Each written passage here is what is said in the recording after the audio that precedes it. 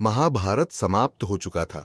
कुरुक्षेत्र की धरती अब भी गर्म थी, अग्नि बुझ चुकी थी, पर राख से उठती थी आहें, रथों के पहिए मिट्टी में ढसे थे और हवा में गूंज रही थी पराजय की कराह। बीच उस सन्नाटे के एक छाया चल रही थी, कमजोर, झुकी हुई, पर अब भी राजसी चाल में लिपटी। वह था शकुनी, कभी पासों का राजा, आज पश्चाताप का भिखारी। उसके हाथों में अब न तो पासे थे न छल। बस एक सवाल, क्या मेरे लिए भी क्षमा है? युद्ध ने सब छीन लिया था।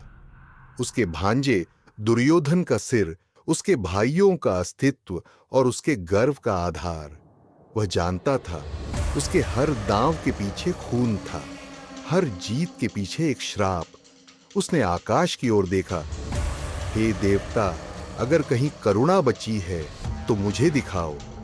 कहते हैं उसी रात उसे स्वप्न में एक तेजस्वी स्वर सुनाई दिया, शकुनी, सत्य की ओर बढ़। उत्तर में युद्ध है पर दक्षिण में शांति है।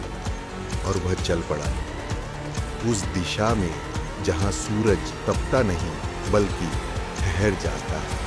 वह पहाड़ों से गुजरा, वर्षावनों से होकर, नदियों को पार करते हुए, जब तक कि उसके सामने आई एक पहाड़ी भूमि, पवित्रेश्वरम। यहां का मौन अलग था।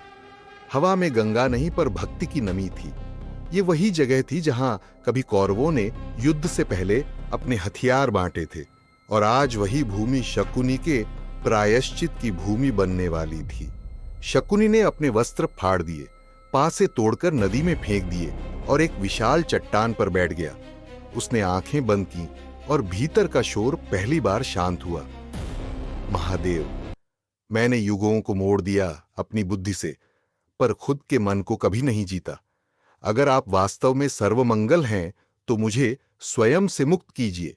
7 दिन 7 रातें, बारिश हुई, आंधी आई, मगर वह वहीं बैठा रहा। हर बूंद, हर बिजली उसके भीतर की अशुद्धि धो रही थी।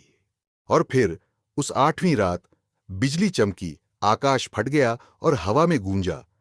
ओम चट्टान के ऊपर एक तेज प्रकाश उतरा और उसके भीतर से निकला नील वर्ण शिव, गले में सर्प, नेत्रों में अनंत करुणा और मुख से शब्द, शकुनी। शकुनी कांप गया। महादेव, मेरे पापों की कोई सीमा नहीं। शिव मुस्कुराए। जिसने अपने पापों को स्वीकार लिया उसने आधा मोक्ष पा लिया। तूने छल से संसार को बांधा, पर अब तू सत्य से स्वयं को मुक्त कर रहा है। शकुनी रो पड़ा, आंसुओं में घुला वर्षों का अभिमान।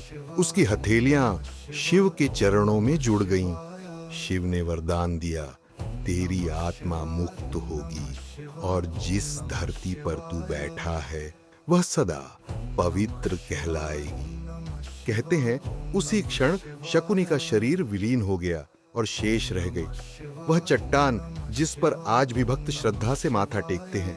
वही स्थान आज मालनाडा शकुनी मंदिर कहलाता है, जहां न कोई मूर्ति है न कोई सोने का द्वार, बस एक पत्थर जो याद दिलाता है कि कभी एक चालबाज भी साधक बन सकता है।